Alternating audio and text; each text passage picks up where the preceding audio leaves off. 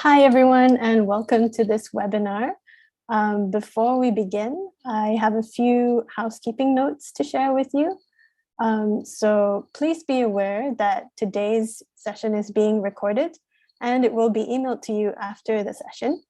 You can also ask questions in the question and answer box at any time. We will try to answer them live or via email. And also to the audience, we have a few questions for you to answer. So do answer the poll questions when they pop up. Thanks for tuning into the session today. We're excited that you've made the decision to join us and to explore the future of work. Please do say hi in the chat box. I think we've got some hellos from Amir. Hi, Amir. Hi, Zijan, Asila, Asmalina. Lots of people joining us today. We've got 102 participants so far. Really excited to get started with the session.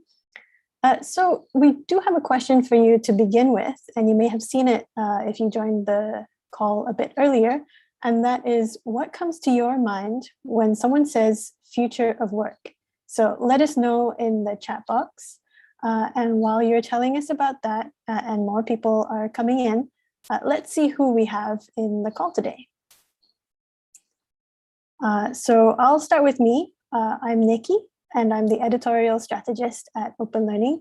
You can definitely ask me more about what that role entails later on in the next session. But for now, let's say hi to Kama, who is my co-host for today. Hi everyone, I'm Kama. So I am an intern within the marketing team at Open Learning, and I will be co-hosting the session today with Nikki.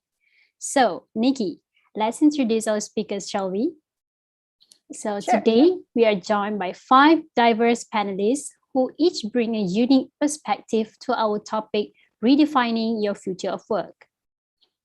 So with all of the talk around from work from home, travel restrictions, and business uncertainties, everyone must be thinking, what does this mean to my career?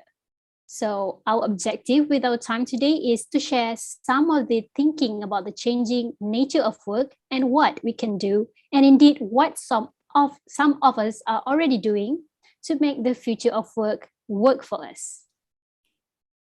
Yeah, thanks, Kama.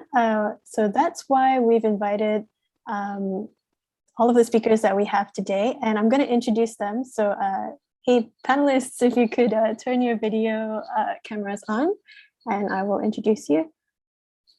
We're going to begin with Nina. Nina. Okay, so Nina is the Firebrand CEO and founder of Popcorn.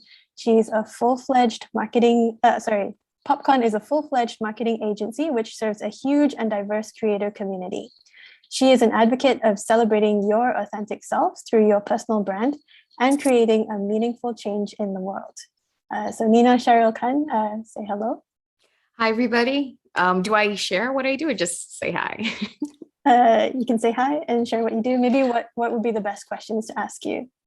The questions. Okay, so first things first. Hey, my name is Nina. Thank you so much for inviting me. What I basically do is, what we do is we build Asia's thought leaders and business influencers on LinkedIn specifically, so that you can position yourself as the authority in the industry. And it can mean anything. It doesn't have to be like a C level.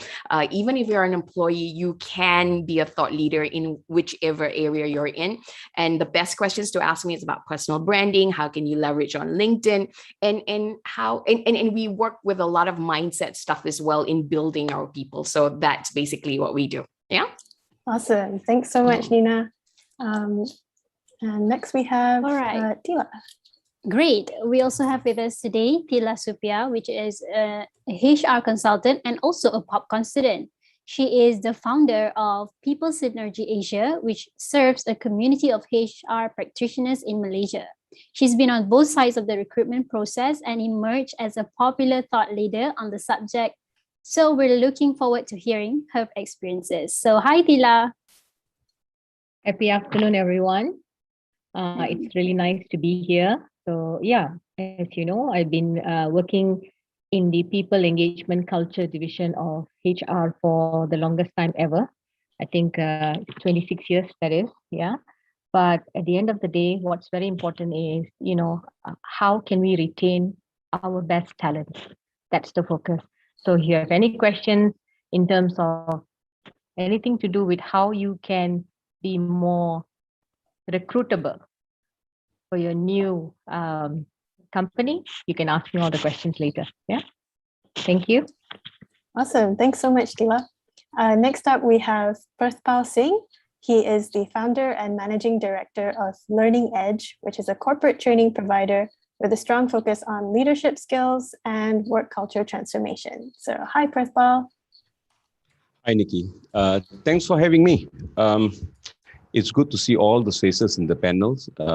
Very, very reputable. So I think the entire group here listening in is going to enjoy some of the thoughts of all these other leaders. Just a little bit about what I do. I do culture turnaround for organization. I've been doing that for the past 24 years.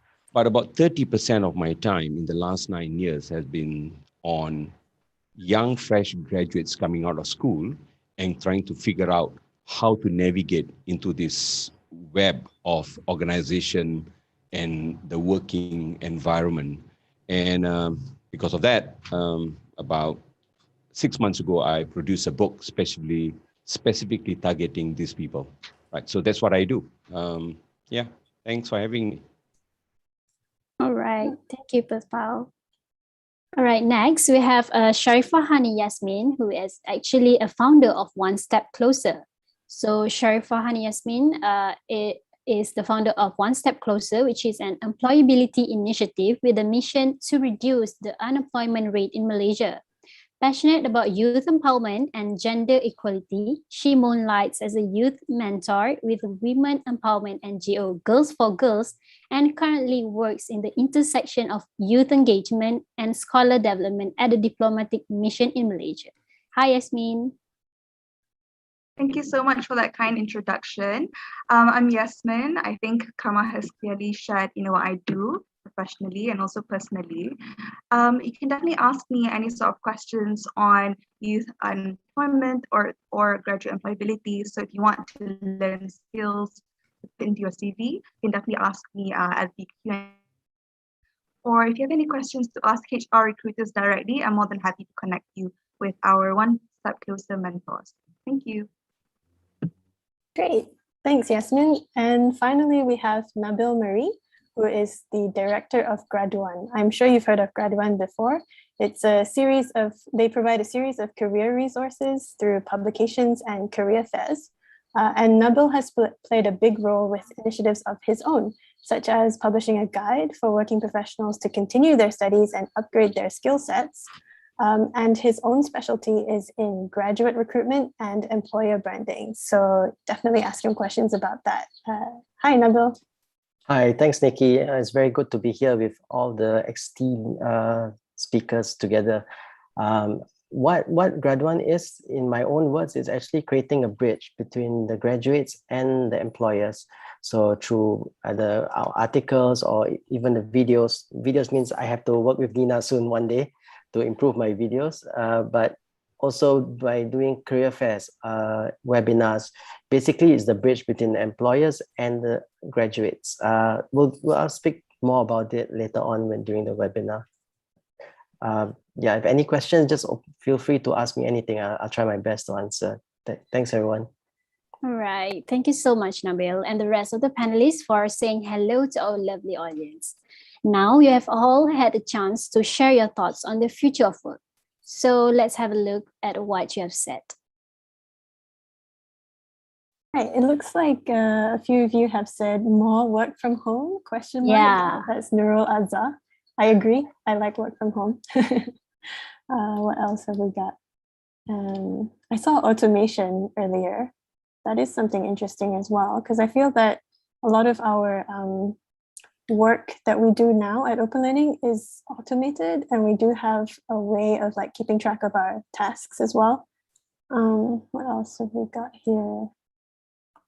Also moving to a new workplace. E-commerce, that's a big one as well. Yeah. More home-based work. So it looks like the theme of this is changing the way that we interact with each other at work. And maybe we don't have to go to the office all the time anymore. And what are the ways that we can sort of position ourselves best to thrive in this future of work that is actually happening right now? So I'm interested to know what our panelists think about this. Maybe we can move to Nabeel first to let us know, what does the future of work mean to you? Yeah, I mean, I saw a little bit of the answers. It's part of the future of work.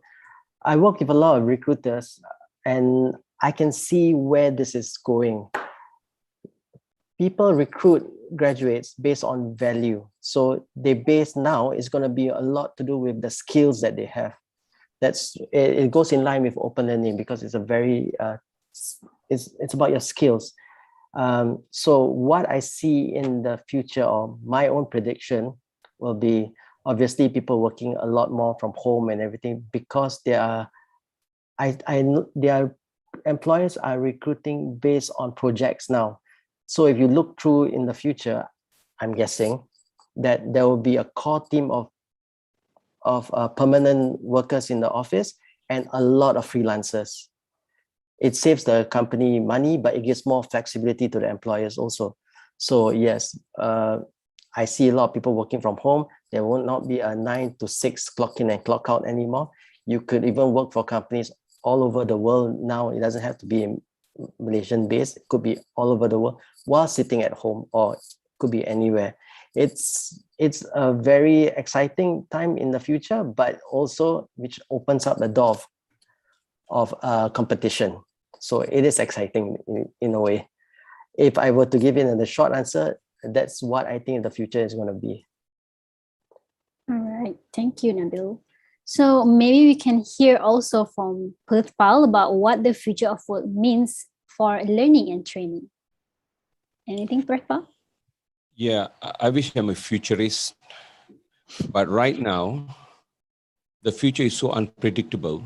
It'll be arrogant for any organization to think they know what's going to happen in the coming years.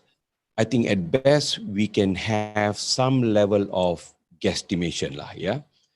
So companies used to have the pleasure of doing some kind of strategic planning and thinking about what are the things that they have to do, and then they go out and execute. So the sequence will be you ready yourself, and then you aim where you want to shoot, and then you eventually shoot. But a lot of them are caught because when they come up with their plans and they go out, they are ready, aim, but they cannot shoot. Why? Because the changes are happening so fast that they cannot execute their plans.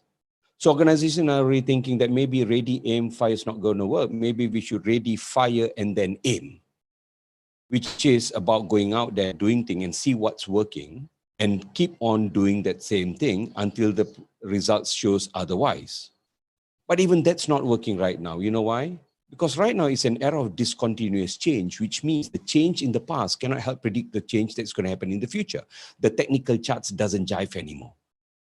So if that's reality of the work, then, or the environment, then I think the best choice will be not ready, aim, fire, not ready, fire, aim. Right now it's just fire, fire, fire, and keep an eye on what's working and what's not. It's about speed of things. So I think right now, more and more people, you need to realize you don't have to be perfect. Perfection is something that you strive for, but what you need to be doing is to do more. I think the future will belong to those people who will be able to do more, do stuff and try stuff. I think that's the only way to move forward while you are picking up all the necessary skills and techniques, but keeping a close eye on the results that you're getting is going to be where people are going to be successful. So someone say, is it try and error? Try and error, there's a connotation that we are not having any planning. No, we have to plan, but we have to start executing a lot of things. So a lot of the graduates here who, trying to figure out what's going to happen in the future, I think instead of you waiting for the best thing to come to you, I think you have to try stuff and do stuff. And along the way, make those changes because the changes are happening too fast. That's my thought about what's the future is to be for most people. That's a great answer, Praspal. And I can totally relate to that because my LinkedIn bio at the moment is learning every day. And that's because, I feel like I have to learn something new every day just to do the job that I'm currently in. Definitely trying new things and keeping an eye on what's working, what's not, and just keep going in that direction. Let's move on to the next question, which is probably the bulk of today's session.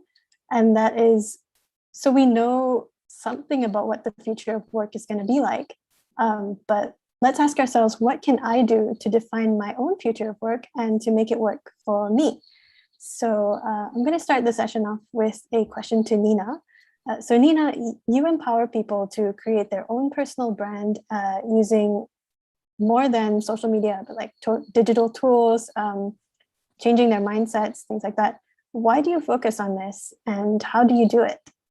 I think one of the reasons why we focus on this is because of the pandemic. Actually, we've been doing it before, but nobody paid us any attention. Because of the pandemic, people got stuck at home. They couldn't meet people face to face. And then they realized, oh, damn it, I should have gone online. And then they go like, how do I go online? And then you've got people who like, I want to go online. I don't know how to. I want to position myself. I don't know how to. I don't have the skills. And then you've got the third set of people who's constantly, as Asians, we're judging ourselves. We're thinking, oh, what if I say it's wrong? What if I do this? It's wrong. Oh my God, my video is not perfect enough. Oh my God, I'm not perfect enough. Oh my God, I'm an imposter. So that's why we do what we do, because at Popcorn, we believe that there are Asian business owners, Asian professionals who can make it, who are so talented, and yet we don't see them on social media. So part of what we do is to reach out to them and go like, hey, you know what, you need to learn all these skills so that you can position yourself so that people are more aware about you and what you do, and that to sort of encourage people to be who they are and kind of slam it in the Asian space. Because growing up, we didn't have a lot of reference. We had all these matsales, right? Puffball. And I remember telling people that I was Brazilian because they were the only people who was my color, kind of thing. And actually we're looking so much for Asian references, but we don't have enough. So that's where we believe we can support, and we want to see more Asian content, which is more relevant to us and our leadership styles, which is so different from Western styles, which might not work for Asia. Yeah. So am I supposed to answer this question? Define my own future of work? Okay. If you have your own definition of the future of work.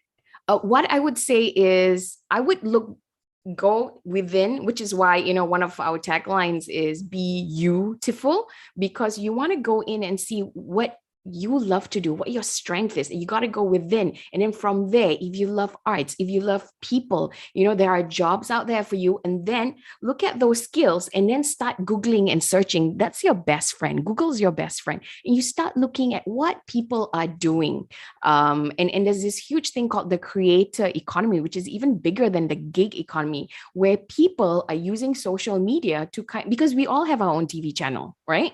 And they're using social media to position themselves, their brand, and they're coming up with courses. They're coming up with solutions for community. They're solving a pain in the community, and they are their own business. So it's the company of one, and with all these technologies supporting them. So it is a huge market because it's repeat transactions as opposed to one-off in the gig economy. So yeah, look at your own talent and then Google out there for reference and to see what they're doing and see how you can position yourself. That's a shortcut hack, I would say. Yeah, that's really something that I agree with as well, is that we should try and tailor our skills to be something that helps the community around us and has an impact on the people around us. So I think someone on this panel who has done that actually is Yasmin. So I'm going to move to Yasmin next and sort of ask you to share a little bit about the initiative One Step Closer that you've started. Thank you so much. I actually was inspired to create One Step Closer quite recently after the movement control order came into place for the third time. So I know it was really tiring for everyone to, go back into lockdown. And I was really inspired by the white flag movement because I saw how much it spurred community action. And it really touched me that a lot of people were contributing back to their community.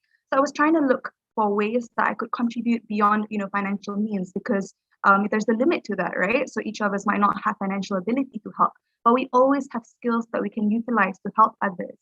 So one day I just went on LinkedIn and I saw a sea of white flags, and it just made me really sad because obviously with the pandemic, there was a lot of hiring freezes, there was a lot of people being retrenched, a lot of women as well who was working at home, right? So they were taking care of their children because that's work as well, had to find another alternative means of income because their partners might be losing their jobs.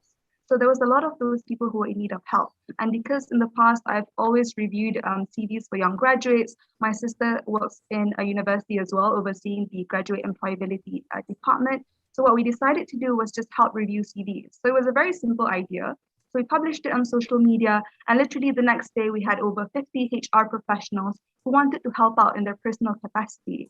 So I'm really grateful for that help, because what we've managed to do in a very short time was actually review over 300 CVs from job seekers in need. We were able to share career advice and have one-to-one sessions with them. And this would not have happened if, it wasn't spurred by other things. So for instance, if you were to take your own initiative to help others, that will actually cause a ripple effect.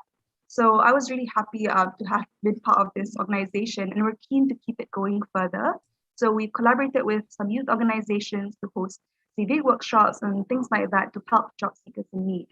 And to answer the question on what is the future of work, I think it's really all about transferable skills, because a lot of people, do their own businesses at home, as Nina said, but they actually don't realize how they're able to put it in their CVs to highlight that as a strength that is unique only to them. Because a lot of people kind of graduate from university and realize they want to jump into a different field. So what can you actually use from university years, right? Academics is important, but beyond that, it's what you've learned throughout your day-to-day activities, societies, etc. So that's my answer. Thank you. Thanks very much, Yasmin. So actually, we've been talking a lot about the job search and for job seekers, what can you put in your CV and what can you do to stand out? But I'm also curious to hear from Tila to find out, well, I guess you do talk about recruitment as well, but I know you are a thought leader in the HR space. So as someone who is maybe already working at a company, what are some of the things that I can do to make myself better placed for, say, career progression or to achieve the career growth that I'm looking for? So Tila? Yeah, hi, good question. So I think what's very important is to have a change mindset. You need to be agile to change.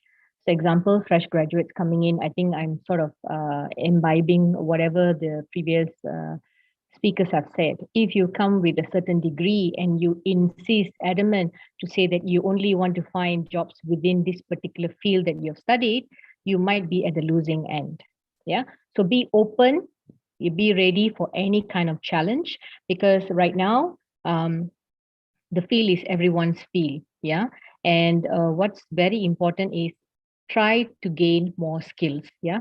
So, if you are now working in a certain industry and you feel this is not the right time, learn new skills. I think I would look at skills in two different ways. Yeah.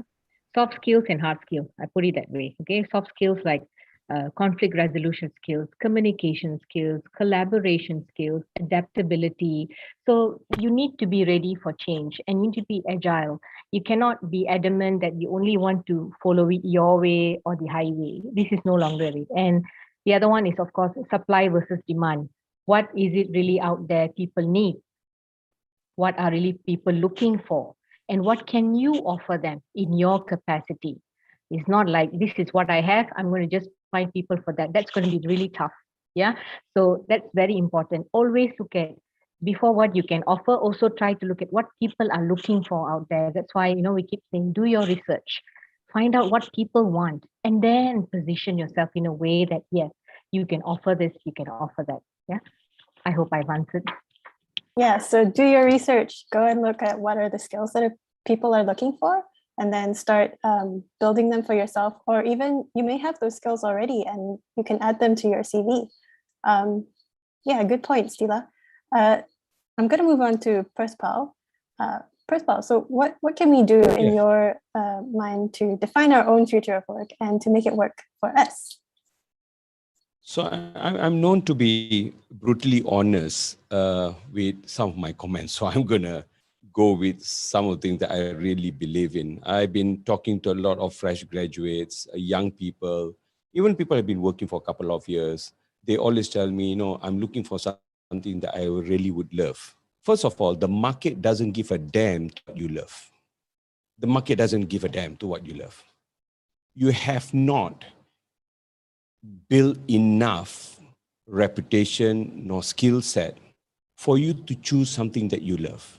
So really the market doesn't give a damn to whether you love it or not. And I don't think you have to love your job to do your job well. First of all, this whole romanticization of I need to love my job in order for me to do my job well. You really don't have to love your job to do your job well. You have to fulfill the obligation of the contract that you have. And that's what integrity is all about. That to do what you do and that you promise to do and do it well. So let me just explain this a little bit. When my father was a watchman, watchman standing in front of a bank for 30 years, he never liked his job. Not a single day he liked his job. But in his 29 years of working, he never took a single MC and was never late for his job. Why? He said, well, since I choose to be in that job, that means I decided to take the terms and conditions and deliver it the best I can. But here's the thing. So eventually set a goal that he wanted to retire. He wanted to resign. He wanted to beat the job before the job beats him. To a certain extent, he has the mindset. So true enough, at the age of 51, he tendered his resignation. On the day he retired, I said, wow, Pa, not bad, huh? 29 years, you must have really loved your job. And he answered, he said, what stupid job that was. And I said, but you worked there for 29 years. And he said, it's because of you. The parents, first generation migrants will always blame me on the children. I'm like thinking, I didn't ask you to make me, don't blame me, right? Of course, I didn't say it to him. Then he told me this, he said, beta means son. He said, beta, sometimes a boy meets a girl, they fall in love, and then they get married, right? I said, yeah. He said, but sometimes some people also get married first and then fall in love. Love is not a criteria for marriage. For the Western, it's something very difficult for them to process. But you know what? I lost my mother about 2 years ago. My father is 84. They were on the same bed, slept together. They have 5 kids and 18 and 13 grandchildren. I guess they did fall in love. So you eventually can fall in love with something that you choose to and pursue it. And you know what? One day when you reach that level whereby you have the credibility, then you can pursue the happiness of finding that something that you love. By then, the market would have changed. What you love would have changed too. So you know what? I think there's this romanticization of love your job and do your job, love your job. I think that's, you don't need that right now. In this volatility that's happening right now, the idea here is to do stuff and try stuff. That's my thought, you know. Okay, I Totally disagree. agree. Can I say I Sure, go ahead. disagree? Yes. I absolutely agree with Prafpal, but I also absolutely disagree. But you know, it's not a bad thing. I do think that you can be happy at work if you're doing things that you really, really don't love doing. I agree with Purpal. You might not like your job, but it doesn't mean that you cannot do a good job at it. So when you're in there, you got to do, you got to be willing to take the risk and do the work and do it really well, because you have it, you know, you have to be honest to your company. They're paying you, you know what I mean? But at the same time, if you're unhappy, you're doing your employer a huge injustice. You're doing yourself a huge injustice. So this is what I would advise. Look into yourself, find out what you love to do, and then keep searching and level up your skills in there. Keep learning, you know, along the way, so that this soul is satisfied.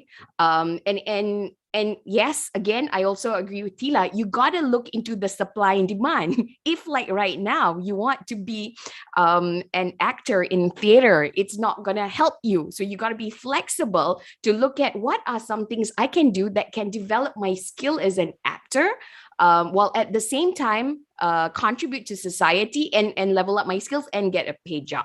So there's a lot of ways that you can do it. And I'm one of those people who actually left my high paying job in corporate to pursue what I love. Did I suffer? Yes. But did I learn a lot and be who I am today? Yes. If it weren't for those 10 years of suffering, I don't recommend it, because you gotta, you know, there's an easy and a shortcut way.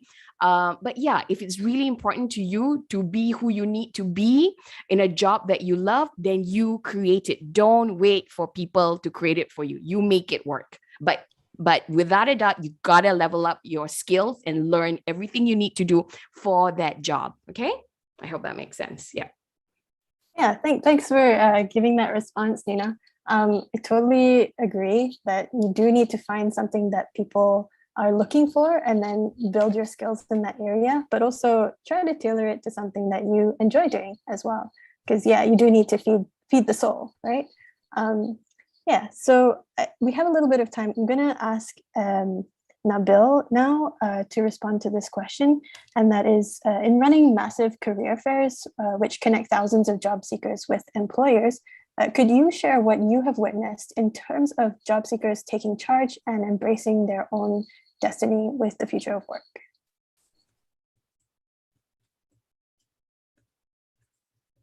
Nabeel? Yeah, thanks. I do see a lot of graduates, and actually thousands of them, and the way that they try to separate themselves against all the rest is actually, for me, it's one, taking the skills. It's like when you can be an engineer, but you also you can do data analysis, you can do digital marketing. So it just gives a broader approach to the employer, that maybe you get two for the price of one or something, but it makes you more valuable. The whole idea is to separate yourself from the rest.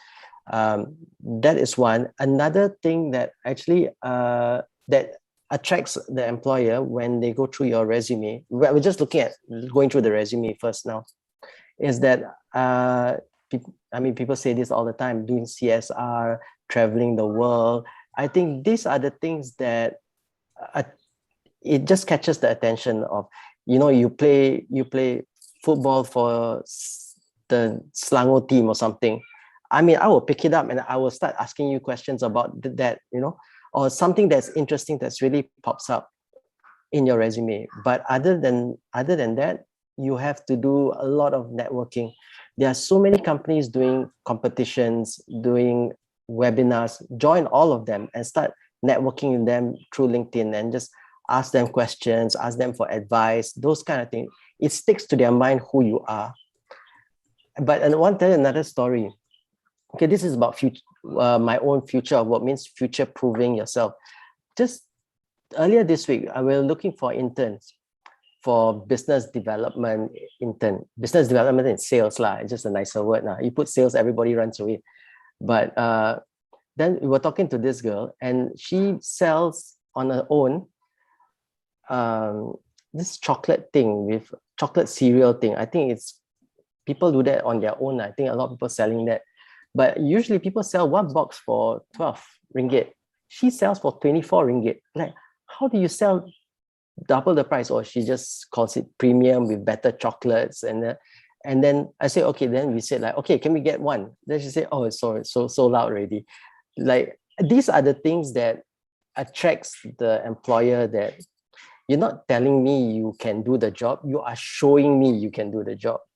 So again, future proving. This is whether it's a sales job or whether it's engineering or this, do your own work at your own time and show that to your employer. I think those are the things that just separates you from the rest of the field. I hope that helps. Definitely. Show, don't tell. Try out the skills that you are trying to tell your potential employers that you have. All right. So we do have another question for our panelists coming up, but I just wanted to give everyone a reminder that you can also ask questions using the Q&A box. You'll see it at the bottom of your screen. So if you have any questions for the panelists, just click on that Q&A box and type them in. We'll get to them at the end of this session. All right, let's move on. All right, thank you to all the panelists. So let's move on to the next session. All right, for question number 3. We know that it is important to upskill, but what skills are in high demand? So firstly, I would like to ask Yasmin, from your experience with One Step Closer, what would you consider the critical skills or that are popular, especially among the job seekers affected by the pandemic? Thank you for that. Well, there's a lot of skills that I think job seekers could try to demonstrate within their CV, but one that I don't really see people sharing is, stakeholder management skills, which is basically kind of a combination of different skills like presentation, professional correspondence, and things like that. So stakeholder management is basically your ability to influence others to achieve a common goal. And this is very easily demonstrated within your CV, but it's actually very appealing to recruiters because they want to see your ability to do a lot of things at the same time.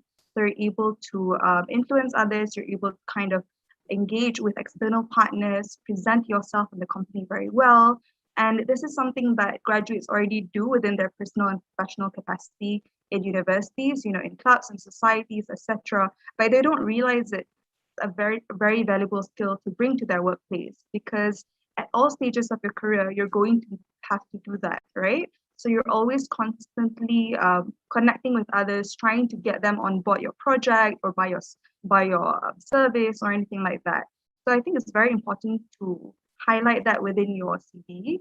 And as I've mentioned, it's a combination of a few different things: your public speaking, professional correspondence, networking, etc. So I think this will probably be elaborated on by my other panelists, but that's one thing I would really recommend people to look into. All right, thank you very much, Yasmin. Yeah, it's new information for me as well because I'm a student and I can totally relate to that. So now we've heard from Yasmin, and let's hear from Tila. What about you? Name those skills that you think could be important based on your past recruitment experience. I think most important, adaptability, managing change, working in a team, that's very important. And I sort of imbibe what Yasmin has said. She sort of covered in terms of stakeholder management. Some of the things that's also important is people are looking at candidates with problem solving, skills. They don't want to see, candidates coming with problems, but more candidates coming with solutions. Yeah, and multitasking. And I think the one more attitude would be try to make it fast. You know why? Because we are at the timing where everybody is moving so fast. Things you would have learned last week might not be applicable this week. So being fast, adapting well, managing change, being someone who's also can adapt to changes quickly is very important. Great. Yeah, I agree to that because adaptability is very important in this future of work. So with that, do you agree, Nabeel? And which skills are crucial to shine out there from your perspective and experience in graduate? I mean, like what Tila mentioned, adaptability. I mean, some people call it agility. The whole point of you're able to learn new things and relearn the things that you're doing. Because, I mean, what she has mentioned is, funny enough, it's actually the soft skills part. Because the hard skills you can learn and you can pick up, but it's the soft skills part. It's hard to pick up. You can't go into the lift and you see your CEO. How do you learn to just strike up a conversation with him? You need a certain skill, or you need practice for those kind of things. So those are the things that gets you noticed. But for us to learn those skills is actually putting yourself out there, maybe going for courses like presentation skills, and it's about a mindset, how you learn new things. So I feel that it's the soft skills that is harder to pick up, but the hard skills is something that you can learn. Of course, when you choose a skill, data analytics now is definitely in high demand, but more importantly is you can take the data and you know how to convince your clients or your audience. That's the skill that I think it's higher in demand. All right. Thank you very much, Nabeel. So when we talk about, shining out there, well, we have Nina right here that can talk more about what are the most attractive skills to add on social media accounts, not only LinkedIn, but other social platforms as well to, promote ourselves and branding and to prepare for the future of work. Okay, so what I'm going to share with you is probably going to be a bit controversial. A lot of people seem to think that when you want to shine, you have to take on this persona that, oh, I'm like this, that's the worst thing that you could do. The first thing you need to do is to know who you are and what you stand for in the world, and to be unapologetically you. So what that means, it goes back to what Nabeel and a lot of the speakers were saying is these soft skills, your mindset and your self-worth, that you are enough, that you're capable, that I matter, is very important. Because once you know your place in the world, once you know who you are, you're not affected by other people. You're not affected by other people, and you can be you. And when somebody says something, you know that it's just information. It doesn't affect my sense of self-worth. And from there, this is why it's really important to know you and who you are, and how you want to take that spot in the world. Because there is, whether you're a tea lady, whether you're a security guard, you can be an influencer, or you can be a thought leader. Because I can tell you, like, how old are you guys? Somebody's probably 23. This is 2021. You are the expert of being a 23-year-old in the year 2021. I'm not an expert, because when I was 23, it was a different year. So you got to look back, you got to see within. And so mindset is really important. You got to work on it yourself. And when we talk about skills that is high in demand in how to position yourself, we're talking virtual communication skills, how you show up, which goes back to mindset. When you look in the camera, how do you feel? Are you constantly judging yourself, or are you embracing yourself for the person that you are? So the mindset thing is 80% of the work. And then you've got the other skills, which is virtual skills, virtual communication, like check out Berthold. He's got 4 different cameras to show up. What do you say? What is the netiquette of working in a new world, that sort of thing. Those are the things we talk about. And then other skills that are in high demand is, I would say, people skills. Now that we've all gone online, how do you build relationships online? How do you talk to people online? Because it's a completely different platform kind of thing. So those are the things that we look at. Of course, personal branding. Oh yes, skills, the skills which never existed before, this community builder. because employee engagement is going to be more important now that we're not working from home. We're all stuck in all that. How can we help people communicate better online? How can we help bring people together, building a community, that sort of thing? So those are things which are important. And another one that people are now looking at is mental health. Because a lot of us are online, we can suffer from Zoom fatigue. Mental health at work, when you don't know how to draw the line between your work and your family work, it's impacting a lot of people. So these are some of the skills that are coming up that people are looking into. And of course, the tech people, because right now with all the technology and stuff coming in, what can you create out there that can help support? We're just at the start of the digital revolution. There's going to be more and more stuff coming out, which is going to replace even more digital revolution. So that's the interesting thing about it. Yeah. So that's what I would say. Some Alright. skills to look into. Yeah. Thank you, Nina, for that. So I saw just now that we also have like graduates and also students in this room. So yeah, I'm talking from a point of view of a student. A lot of us are still very, kind of anxious and feel very overwhelmed to be out there, especially on social media, even though we're like, this is like our generation. So it is very important to have a mindset. And yes, I agree, totally agree with that. So last but not least, I would like to ask Berthold, from your experience working with employees, what do you think are the most popular skill among them? Okay, so let me tell you, I think, the common line that people use, that lifelong learning. Mhm. Lifelong learning is so much more real now than ever. That concept is so much more real now than ever because the half-life of knowledge is getting shorter, which means that previously, if I graduated in 1989, 1990, some of you were still a sperm somewhere in somewhere. I was already graduated, right? So I'm the oldest dude around here. And what happened is I probably can run with the knowledge I have for about 10, 15 years before I need to see any significant change in the knowledge base that I need to grow. But right now, I've just been on the LinkedIn platform in the last probably a year. And I got in touch with you and I said, I know I'm pretty comfortable out there in the corporate world, but social media, I'm not there.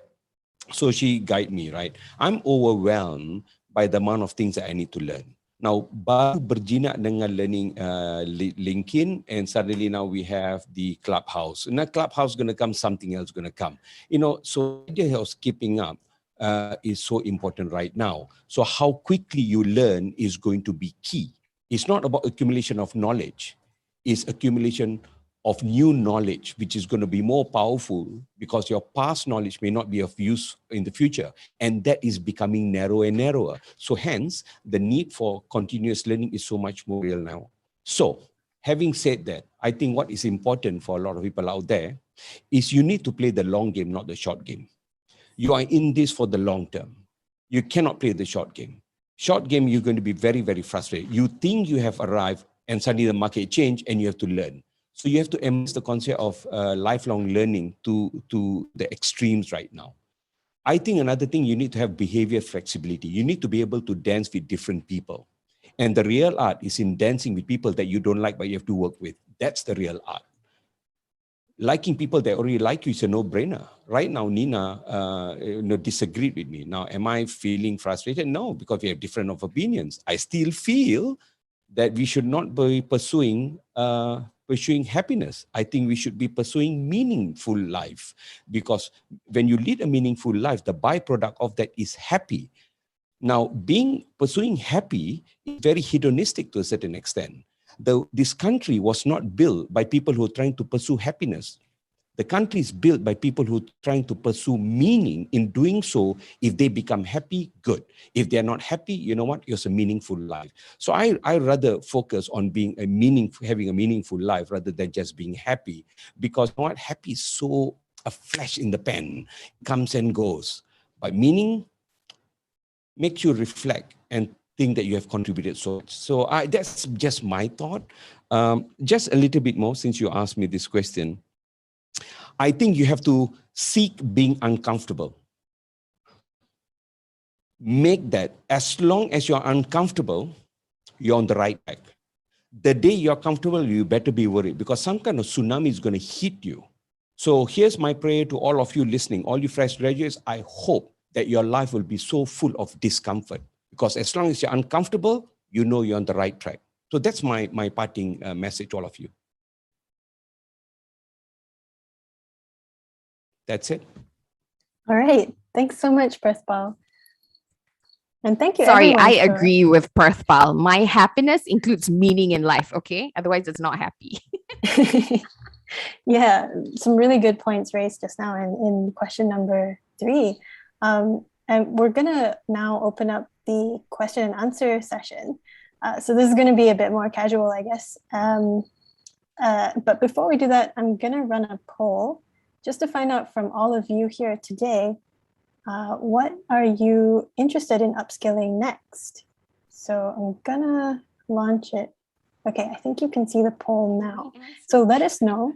And while you're doing that, I'm going to go and look at the chat box and see if I can see any questions and look at the Q&A as well. I think I saw one earlier from Liz Tay. I think Nina may have answered it in the chat, but you can ask the other panelists. Yeah. So the question was, any suggestions on a suitable benefit to be offered by employers to support the future of work?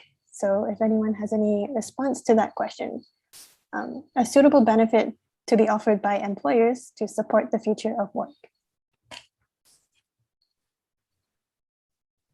Nikki, can you repeat the question? Okay, so she asked, do you have any suggestions for suitable benefits that employers can offer to employees to support them as they go into the future of work? So working from home, having to interact mainly virtually.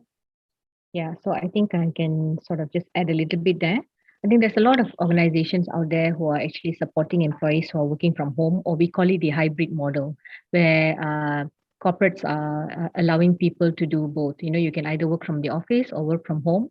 And employees, when they're working from home, they're given internet allowances, you know, benefits to support them to pay their internet bill. Yeah. And it's also not the 9 to 6 anymore. You know, during my time when I was working, I need to clock in and clock out. There was no such thing as working from home. I had to carry my baby to work. Yeah. And here now it's very different. There's no more clocking in. A lot of things is based on trust initially, but also trust is always, you know, they trust you until you give them reason not to trust. Yeah. Okay. And the other one is, of course, they look at potential. So a lot of benefits for employees are based on your potential, not where you are based, not where you are working from. So we are allowed to, recruit people from all over the world. It's not limited to Malaysia. In fact, the organization that I work for, 50% employees are from overseas. Yeah, and we are able to basically get talent pool. You know, it's a wider talent pool, and we are really able to choose, you know, the kind of people.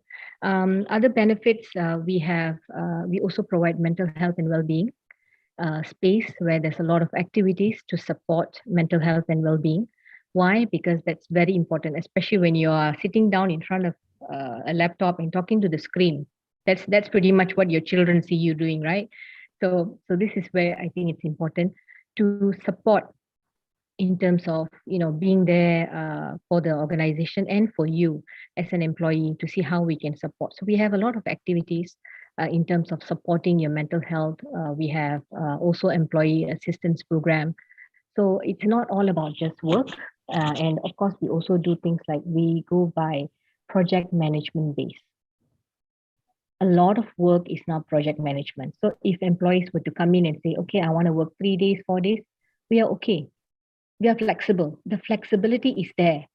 It's not like what it used to be 2 years ago. The flexibility is there where the employees are willing to say, yes, you want to work 3 days, 4 days, yes, but this is your working hours and this is your salary. Yeah, I think this is what I can. Can I say something? Can I say something? Sure. Can I add a bit on this? Please go Many ahead. years ago, there's something called bootlegging. Bootlegging was a concept started by 3M. And if you know, 3M started as a mining corporation that eventually produced all sort of things right now. They have something called bootlegging. They allow 30% of the employees' working time for them to dabble on things that is not related to work. It's part and parcel of the organization's policy to allow, say for you have a head from HR, you're allowed to go and dabble something in R&D, although that's not part of your job description. What it does, it allows for cross-pollination of ideas, because a HR person probably will see R&D slightly differently. R&D going to finance will see things which a finance person cannot see. Now, that is a way for an organization to allow for cross-pollination of ideas. Right now, organizations are doing this. They are employing people who have got totally no relation to the industry they're in. There are banks who are now offering jobs to doctors. Why? To a lot of mechanical engineers. Why? Because they need to cross-pollinate. Why? They have to respond to the uncertain environment out there that requires amazing, amazing creativity. And how do you bring creativity? When you have a bunch of people like me, Nina, who are already on the opposite of this world coming together, and we spark and we create amazing ideas. And I think that's how our organization can actually help the environment to become better. So, and it's just a thought lah, yeah. And if organization don't allow for this kind of creative ideas to come to the organization, they're going to lose out, because there's always the battle for the best of talents. So you know what? If they don't shape up, the employees are going to ship out. Likewise, the other way around. So if when two things come together, they collide, and that's where amazing things will be produced. Just a thought, yeah. Absolutely agree with Berthold, because in Silicon Valley, I know for a fact that Google and LinkedIn actually has this 30% thing where they allow the employees. And that's why Google and YouTube, believe it or not, came out of that 30% thing. So it's now one of the biggest income earner for Google, kind of thing. Also, you know, being Asian, I think one of the things that we need to start looking at is leadership management. Go to Berthold, and you know, maybe because we were brought up by helicopter moms, Asian tiger moms. So maybe we need to start learning how to trust our employee and run with it. And as long as they deliver that sort of thing, be flexible. That's what I would say. But again, Liz, look back at your company. Gotta ask them, treat them as your customers. What would help them? Because it's mentally challenging working in this environment, you know. Definitely. Yeah, it's a two-way street, isn't it? Between the employer and the employee, trying to make the future of work for you. So really, thank you so much for that question, Liz.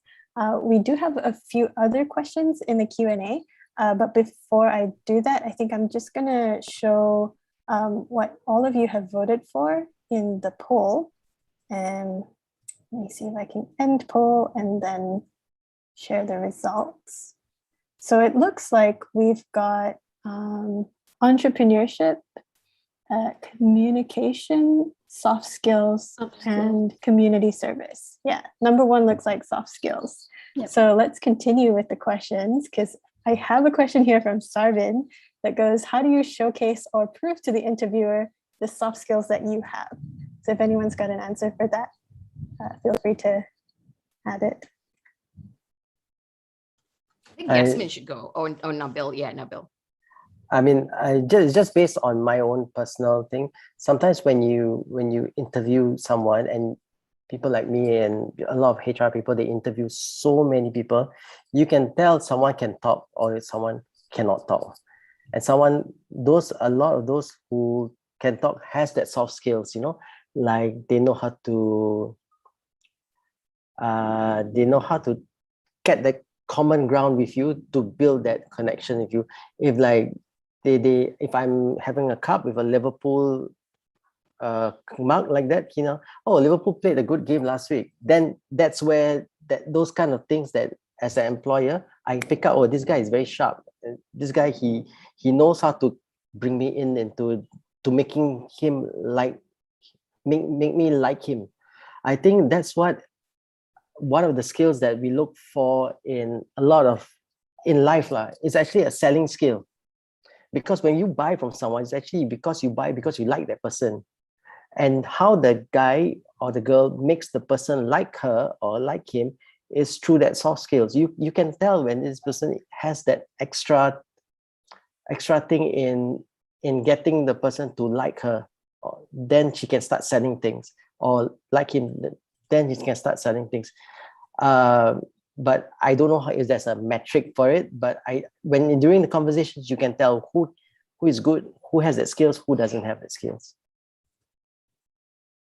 Something that because I recruit people, I'm actually looking for 2 person to look into client solutioning. Anybody interested, do get in touch with me. But this is what my attention will automatically be on the person who comes in, and if he can construct 5 sentences and he construct the 5 sentences well, I want to listen to you. If someone goes in and say, "Hi, good morning, my name is Berthold, I'm so happy to be here. I'm a bit nervous, but I'm ready to go." I am 95% already interested in you. So at least that much can practice lah sikit, okay? And that's one. And I know we all want to go, kan? We all, we have to end the session in a short while. But can I suggest to all those people listening in here, please go grab a book called Range by David Epstein, or David Epstein if you're a German. David Epstein wrote a book called Range. And in the book Range, he talks about that you need to have a range of other things so that you can successfully navigate yourself in a hyper specialized environment. And the people who are going to be successful in a hyper specialized environment will be the generalists. Isn't that a paradox? That you have to remain a generalist to be successful in a hyper specialized as well, because knowledge will come and go, but you need to have the range. So if you look at all those people who are absolutely great at what they do, they have a range of skills. So what do? Lifelong learning. You cannot get away from that. That's your only way for you to make sense out of this crazy, crazy world that is going to get crazy. That's my take. Yeah. Yes, Wait, I have lifelong one more. learning. I have one more Okay. thing to add. Since Berthold is talking about book, right at the back of him is his book Thrive, which is meant for young adults and graduates as well, right? So you definitely want to get a copy of that. How to get a copy? Just connect with Berthold on LinkedIn. Yeah, and we'll It's definitely a really add. good book. Yes, Thanks, Nina. we'll Thanks, definitely add all the links to potential podcasts that you want to subscribe to, books that you want to buy. We'll get in touch with the panelists and ask for their list of recommendations so you can stay in the know as well. Okay, so we're just going to wrap up this session, but we're going to continue later at 3:05 p.m.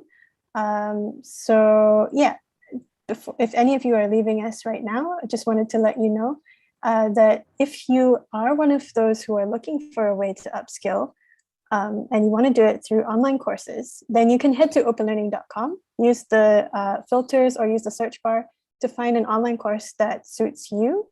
Lately, I've completed one on Excel pivot tables by Simi, but you can find any course you like on there: soft skills, math, Excel, data analysis, computer science. The world is your oyster. Okay, and yep, we'll also let you know how to subscribe to the panelists for updates on their initiatives. And if you want to go down that path of building your personal brand on maybe LinkedIn, Twitter, even Instagram, there's more on that in the next session, which we will be having with Nina and Yasmin and Sam, who we haven't met yet. So we'll see you back here at 3:05 p.m. And yeah, we'll just have a quick break for now. Thanks so much for joining us. Thank you. Thank you for having us. Thank you for having us. Bye. Thank you, everyone. Bye. Thank you. Thank you.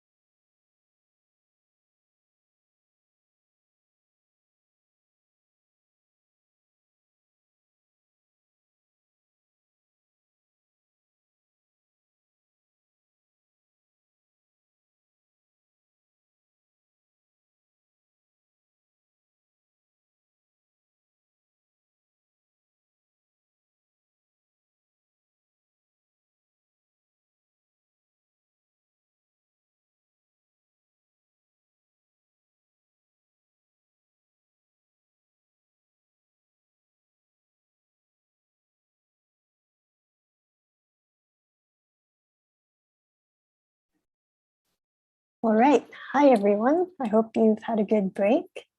Welcome back. Just wait for our panelists to return.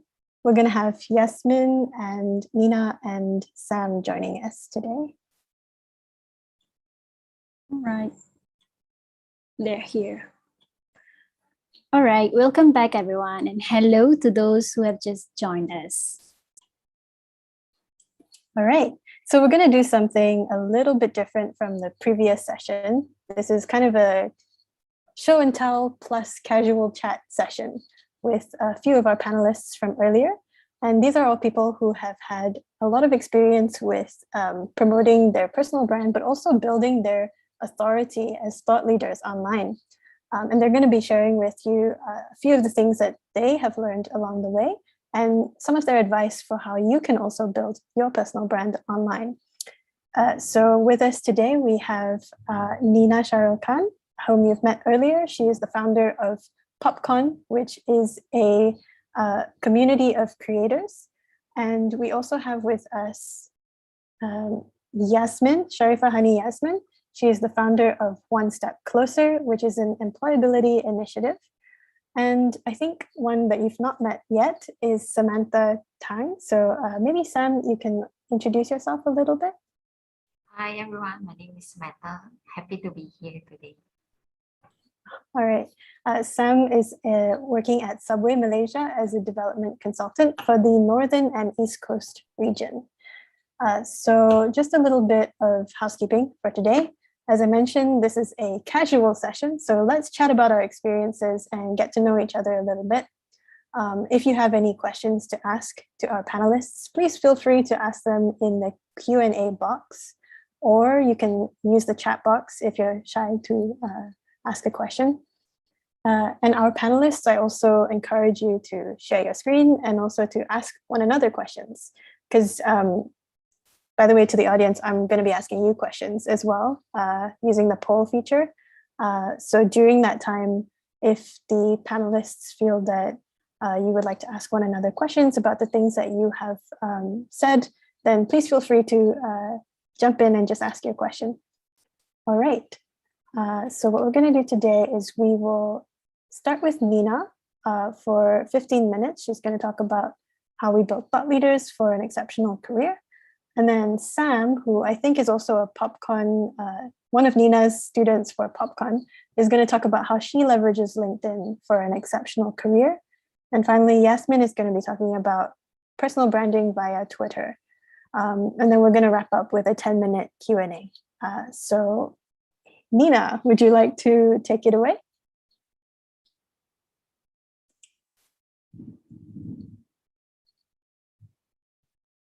Oh, sorry, Nina, I think you may be muted. Hey, Nina, I'm sorry. I think you may be muted. Okay, can you guys hear me? Yes. Okay, cool. Can you guys see this as well? Mm-hmm. Okay, cool. So first things first, when we talk about a thought leader or business influencer, I would actually define them as, it's like the word thought leader. They're basically a leader or an expert in whatever industry they're in or whatever it is that they're doing kind of thing. So they are one of the thoughts, people who know, sorry about that, where things are going, and basically they're an expert in their field. Okay, now having said that, a lot of people think, oh, those are for smart people and but let me show you who are thought leaders in our view. Yeah, they can be these are the ones that people know, business leaders, faces of the company. So Mr. Loong Nien Lee, who was the CEO of Citibank Malaysia, and now he's the chairman of Southeast Asia Citibank Private. Kind of thing. He's on LinkedIn. And then you've also got Azman Osman Rani. Okay. You've got the CEO of T Life, talking about his entrepreneurial journey, sharing stuff that he's doing. And then you've also got the VP of Culture, who has his own show called Azif Mustafa, one of our corporate students. You've got BFM CEO, also our students, and CEO of founder of Five Life, an insurance company. You've got Prethbal, who you met earlier. And these are like the God level status lah, we would call them, kind of thing. And he's one of our students as well. He's in Singapore, running one of the biggest financial advisory firm in Singapore. And then we also have people who are entrepreneurs, experts, even sales professionals. Yeah. So you've got a solar energy entrepreneur. I love this category because it shows how diverse and how it's possible for you. Yeah. You've got a copywriter who is teaching people regionally. You've got Tila Supia, who is an HR expert. You've got a financial planner, Vivian Chin, who has international clients. You also have a Muslim influencer. And check this out. You've got a green carpenter.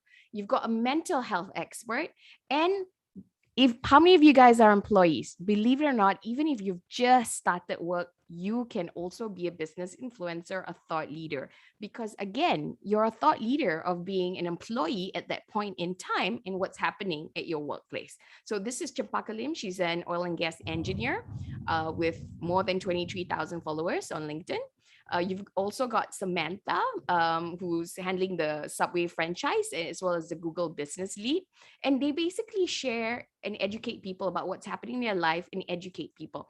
And you've also got Ayu Shahira, who got her job through LinkedIn and who's a software engineer, and she's got 29,000, and she's teaching people how to leverage on LinkedIn and what are the things that she's learning as a 23, 25-year-old kind of thing. So that's what we do. And how do we build business? So this is what we do. We believe that Asian professionals have what it takes to position themselves online, and not many know where to start. So that's where we come in, or they don't have the confidence. So that's where we come in, and we're partners with LinkedIn. That's why we really know our stuff. We've trained and partnered with LinkedIn, and we have actually built 9 business influencers recognized by marketing in Asia, except we don't have any more because there's no influencers to be awarded. Okay. So how do we create business influencers? Number one, you need to know the best social media platform. And for us, it's LinkedIn. Why? Because if you guys think that LinkedIn is for job search, it has shifted so much. It's as a professional platform, it's not boring. It's actually one of the most awesome platforms, especially if you guys are here and you're so interested in learning. Imagine you'll get to meet, 6 times 760 million people on LinkedIn, who's sharing their thoughts and stuff like that. And I would say that there's 2 social media which is really, really organic right now. It's TikTok and LinkedIn, but we focus on LinkedIn. And how is LinkedIn different from other social media is because people go to Facebook or Twitter to be entertained, stay up to date with friends. Twitter also, people go there to learn from leaders and experts. But on LinkedIn especially, people are there to learn from leaders and experts. They are there to improve their career. They are there to search for opportunities. Take a guess how many people are on LinkedIn to search for jobs. Just take a guess. How many % of the LinkedIn users are there to look for jobs? So people are on LinkedIn so that they can learn from thought leaders. 80%, just take a guess. I'll answer in a bit. And guess how many % are creating content? Let me know. Yeah, 100% are there looking for a job. 50%. Okay, what else? Let me know. 70%. Actually, the right answer is there's only 30% of people on LinkedIn to look for a job, which means what are the 70% doing? The 70% are there to improve their career, to search for opportunities, to network with the experts in their field. I go there to network with Matt Higgins from Shark Tank, to talk to follow Chris Do, who's a leader in design, and other influencers kind of thing. And it is by far where the largest number of professionals gather to stay connected, inform, advance their career, and to work smarter. And guess how many? Yes, Chris Do. He's actually, Nikki, he actually replied to my comment. Okay, so that's why I love LinkedIn. And LinkedIn doesn't have all these secretaries who block. They go direct. They respond directly. Okay. So how many % of people are creating content on LinkedIn? Just take a guess. And it's one of the easiest platforms to start. She started, and she's getting sales internationally. Okay, 50%? No, actually only 1% of people are creating content on LinkedIn. So, and here's the thing, businesses and recruiters use LinkedIn to stalk people, to find out about you. So if your LinkedIn is empty, you are as good as you don't exist. If you're running a business here and your UK counterpart is trying to look for you, for information, you don't have a LinkedIn, you basically are dodgy. Okay. And we treat it as our website. It helps with the CEO. And check this out. When you Google yourself, your LinkedIn is the first one that will come up. So how do we build business influencers? Number one, you need to know the best social media platform. For us, it's LinkedIn. Number two, you need to have a strategy. You cannot just tembak sahaja. What is our strategy? I'm giving you the simple one. Somebody has actually closed 1 million with this. So you guys ready for this? Number one, you have to create your profile. You have to fill it up. In a digital world, this is your digital reputation. You know, if at a face-to-face event, it's your baju, your look, how you carry yourself. In a digital world, it is your profile. Okay, it is your website. It is your landing page. Number two, we put connection and networking even more important than consistency. Consistency in posting content as well as engaging with people. Why? Because if nobody's watching your content, then there's no point. Now, who do you connect with? Where do you guys want to find jobs? If you're looking for Petronas, connect with the Petronas people, the HR people. So which clients are you targeting? So you connect with those kind of people. And then what you do is you create content, make sure it's targeted towards the people you want to connect with, your customers, and you engage with them. These are the two most important things. And then you just repeat. Okay. And by the way, your profile is not set in stone. You can evolve along the way as you figure yourself out more. Okay. So number one, work on your profile, gives you credibility, attracts connections and job opportunities. Surround yourself. Okay. The last one is very easy. You got to surround yourself with like-minded people. That's why Popcorn built a community because it's like no other. Why? It looks simple, but it's not. There's a lot more work. You're creating content. It's not overnight success. It's like what Perthpal said. You have to think long term. You have to think long term. And only people like us understand each other. It's when we're live online and I'm speaking right now and I cannot take my photo. So I'm hoping Tila and Sam will be taking the photo. You know, everybody needs the Instagram husband, but we need that. See, Sam's already responded. So everybody needs, and you need support. And sometimes you don't know who you are and somebody else is easier, can help you. And sometimes you're so scared, you know, that's why the mindset game is really, really important. What kind of mindset? Number one, just langgar. Okay, you cannot have everything perfect. This is like walking. You're going to have to fall down. So when you start creating content, your version 1 is worse. Version 10 will be better than version 1. Version 100 will be better than version 1. So you need to keep doing it. Do first thing later. If you are like me, that you overthink, you do first and then you deal with it later. And then you learn and you tweak along the way. Number 3, it pays to prasan. Why do I say that? It pays to prasan because as Asians, we're brought up to not talk about ourselves. If you're so good, other people will talk about you. Cannot. In this day and age, you have to talk about yourself because think about it. It is your responsibility to be kind to yourself, speak highly about yourself so that people will know what you're good at and they can come to you because we all need help with certain things. Yeah, it's a fact. So talk about yourself because otherwise they'll go to somebody else and they might not get the best results. So yes, know your worth.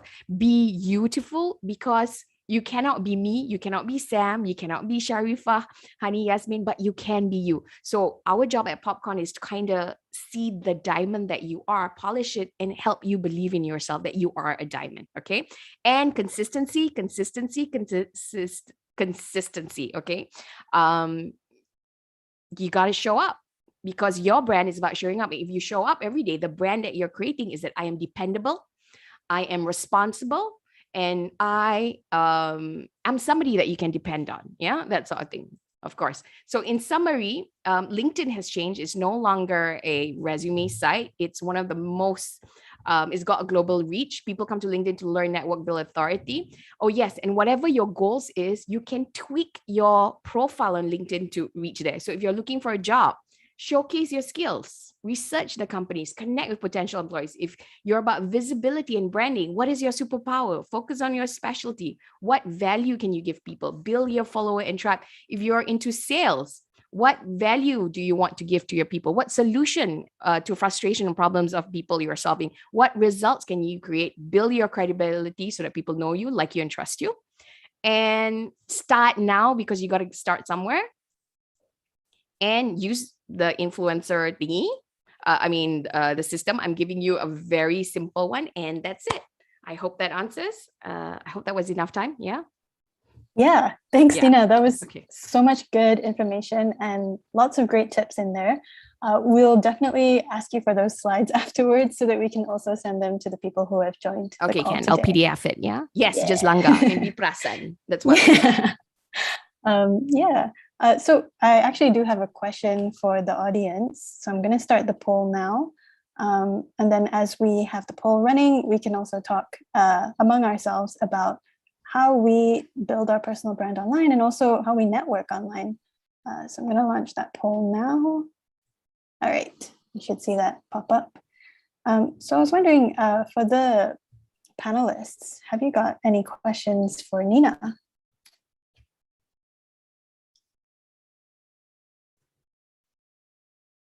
At the moment, no. All clear. Right, yeah, because Samantha, I think you've also worked with Nina before Yeah. on your own LinkedIn profile, right? Yep. Let's maybe take a look at the Q&A section. I think I saw a question on the conversation of interviews was brought up. What points should we come up with when the interviewer asks holistic questions such as, tell me a little bit about yourself?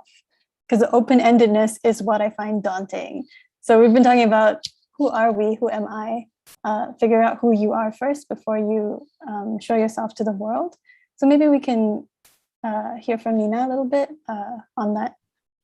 Okay, so this is where the profile also comes in handy because you need to ask yourself all this. And once you've got your profile, it actually helps cement a lot of things. So the first thing that I would ask is you need to know who you are. And you also need to know who you want to serve, kind of thing. So ask yourself, what is it that what do you stand for in the world? What are your values? And when you come to work, who is it that you want to serve?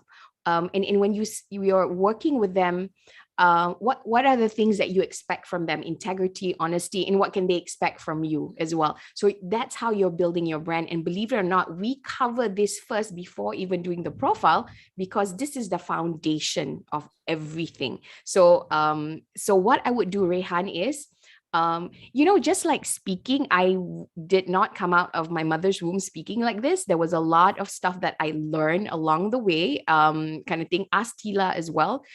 She had to learn a lot. She didn't exist on social media up until 2 years ago. So if Tila can do it, you guys can do it as well. So what you want to do is prepare. The trick is in prep.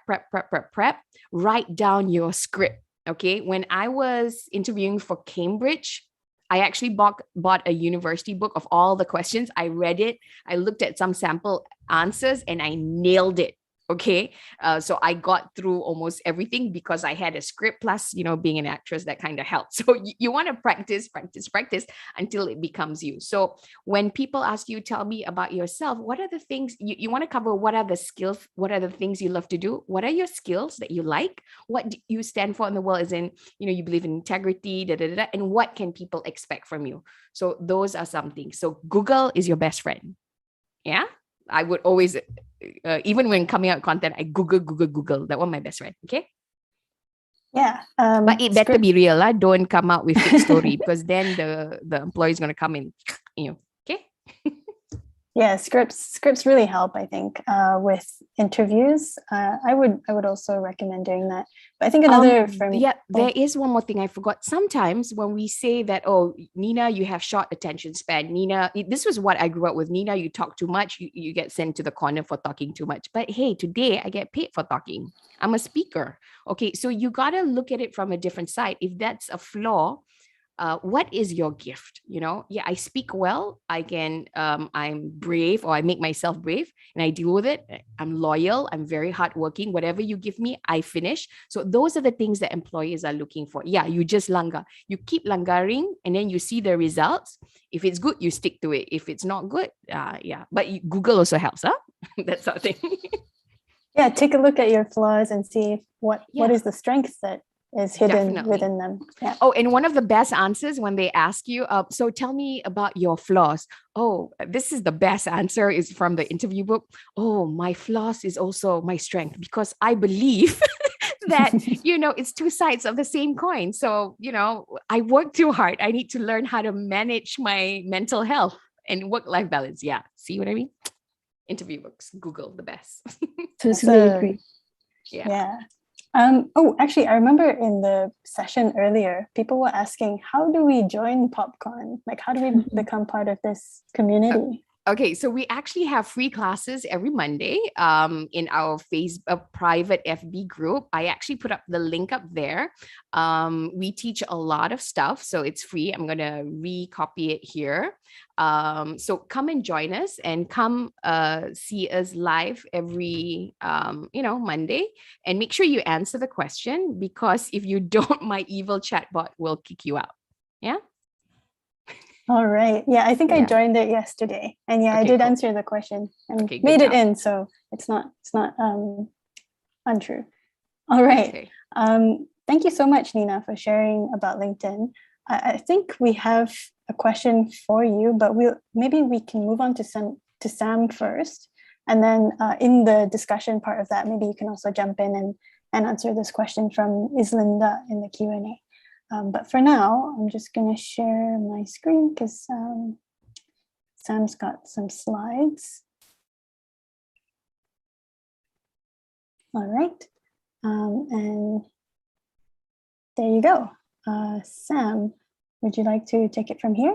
Yeah, sure. Hi all, great to be here with everyone today. Nina, Yasmin, and shout out to all the audience who is with here today as well. My name is Samantha, and since we have time limitation, right, just allow me to make it sweet and simple by a storytelling format on how I leverage on LinkedIn for my career.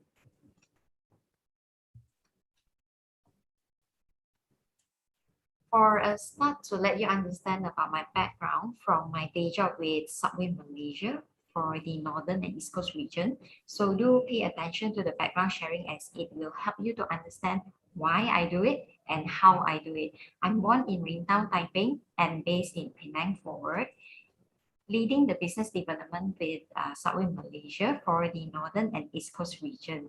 So I take care of regions like, Perlis, Kedah, Langkawi, Penang, Perak, Kelantan, and also Terengganu.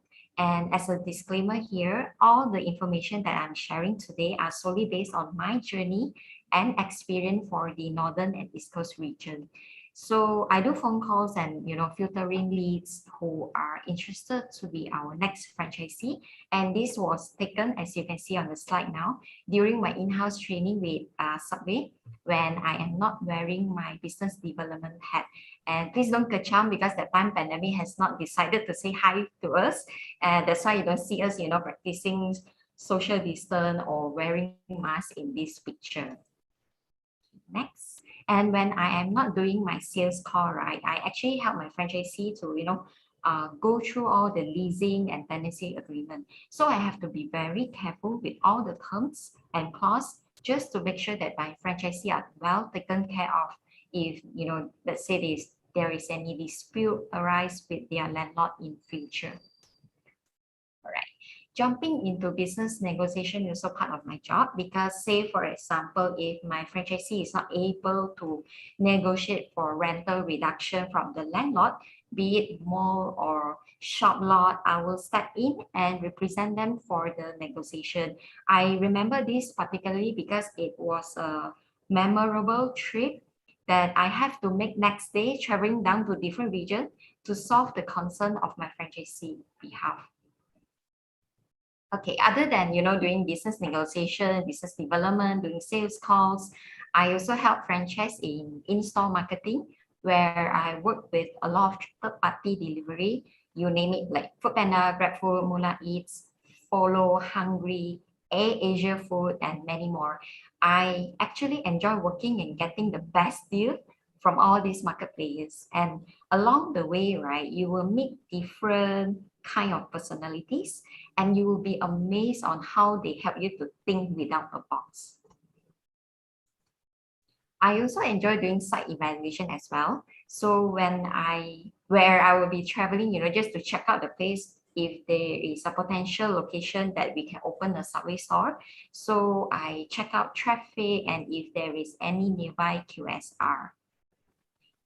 So now you have understand my background, right? And what do I do? So how do I position myself as, by leveraging on LinkedIn for an exceptional career as Samantha?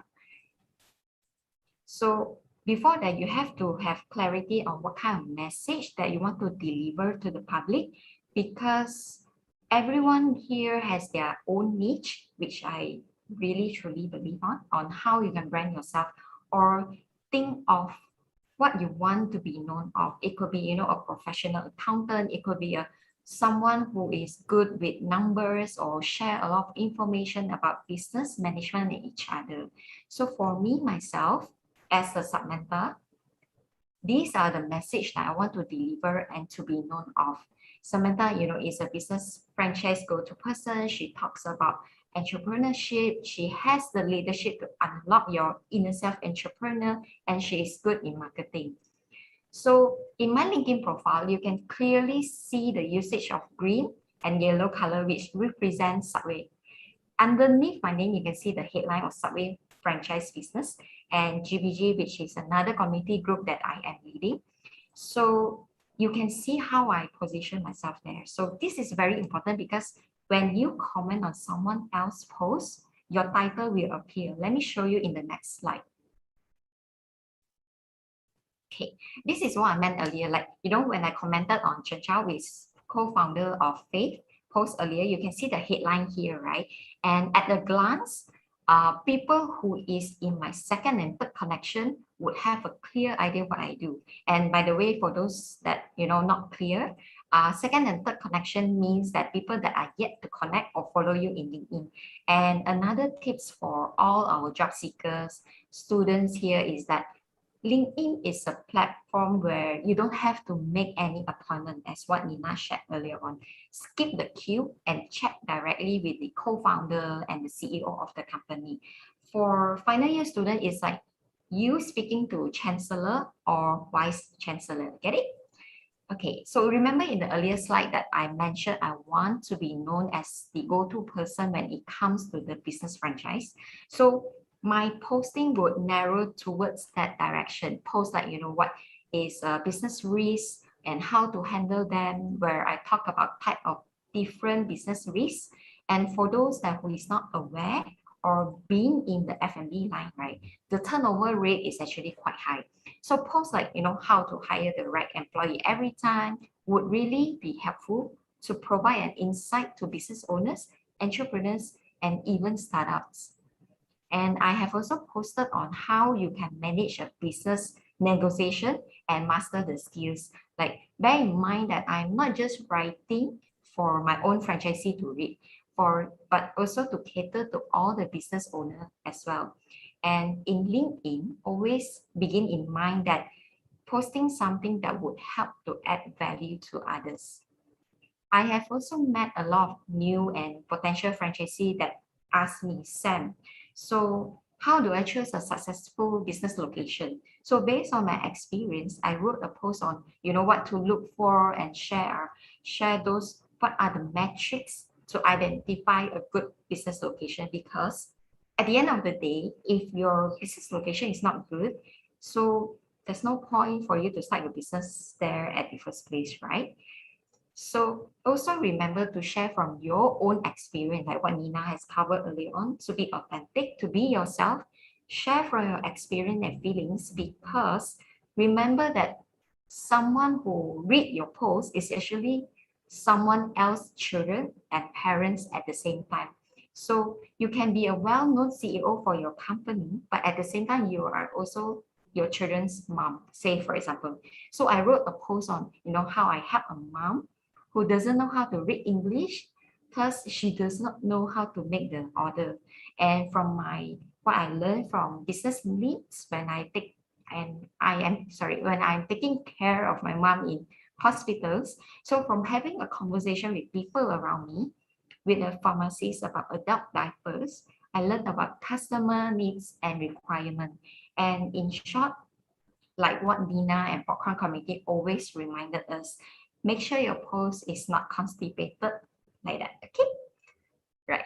You also want to position yourself as a, business thought leaders with business knowledge. And here are really good magazine and books that I've read, including 101 Secret of Having a Business and a Life at the Same Time. So up to this point, right, you will start to realize I have not posted anything about, like how much does a Subway franchise cost and things like that. I mean, you wouldn't want like my post is always right to your face to tell you how good is the business, you know, or very salesy, right? Is that a word, salesy? But you get what I mean, right? So yeah. So, and just sekali you can also post about fun things like, you know, third person you tag would be, you would need to belanja you egg mayo. That's the next slide, please. And the picture on the right was our CSR program with Adventist Hospital Penang to gain some funding for the patient who need to undergo major surgeries.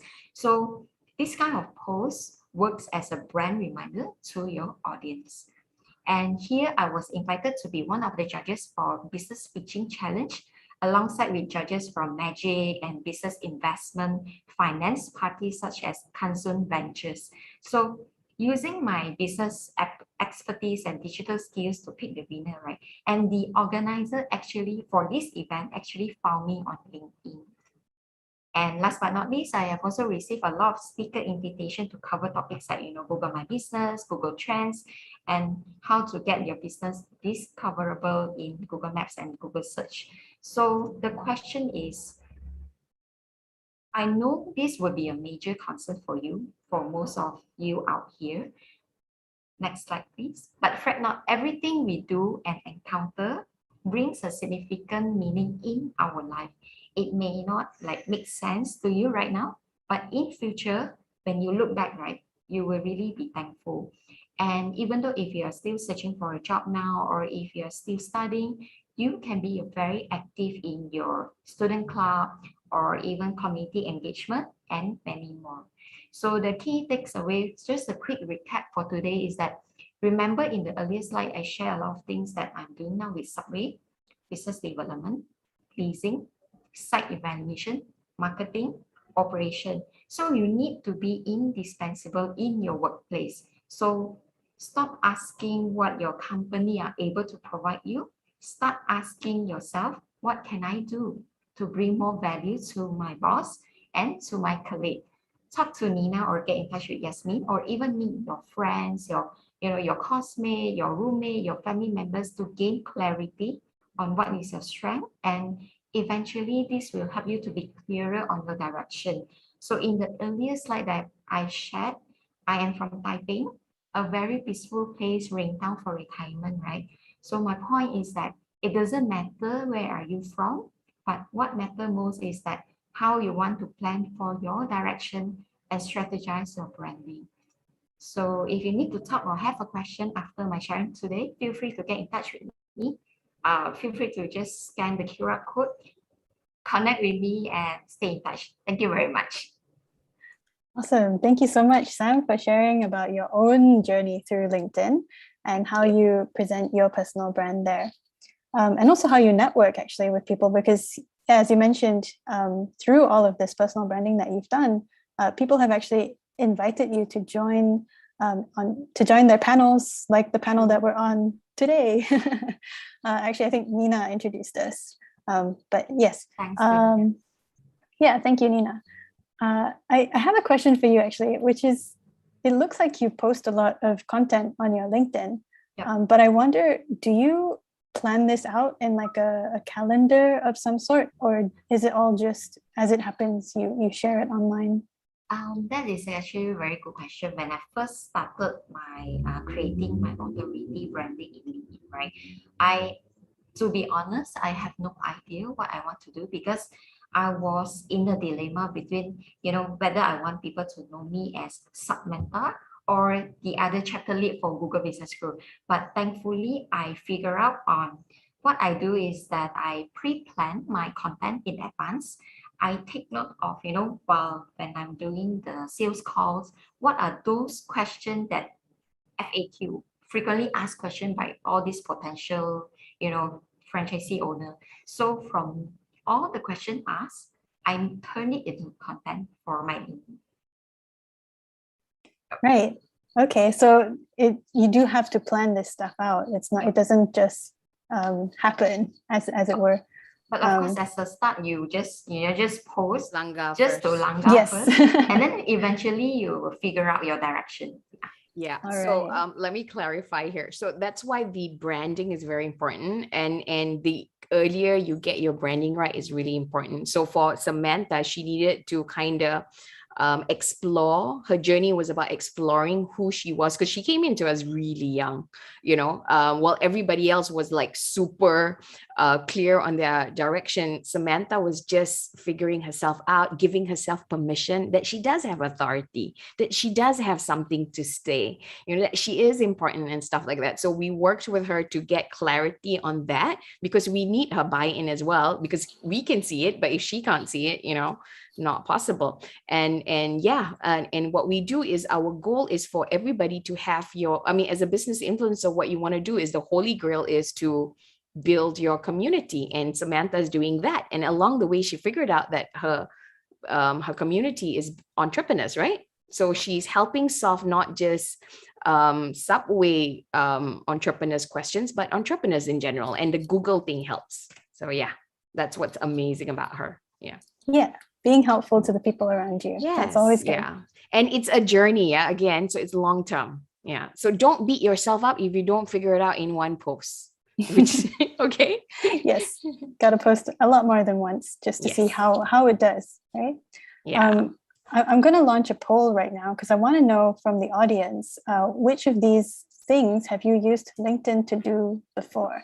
So let us know. And while you're answering that poll, I'm going to go to the Q&A section, and I see there's a question from Islinda. So Islinda asked, there was a comment earlier on how recruiters will also stalk your online presence before hiring. For those who have social media accounts from a decade plus ago, I know my Twitter account is like 11 years old.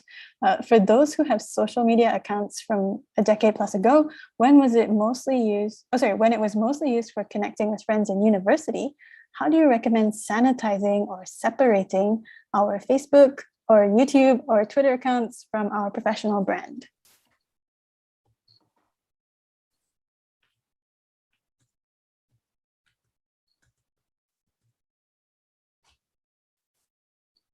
Maybe Sam, if you've got I don't know if you have this experience before. Sam, you want to answer the question? Sorry, I missed that question actually. Oh, right. Okay. So it's a question from Ms. Linda. She's asking, how do you separate, your existing social media presence? Maybe you had like a Facebook account from 15 years ago. Definitely, everyone do have Facebook page. Yeah. And then how do you maybe you have to sanitize it or make it more presentable to potential employers who are going to be stalking you on social media? Yeah. If you are not already aware, right, in Facebook, don't tell them I teach you all this trick. In Facebook, you can actually limit your post to certain people, right?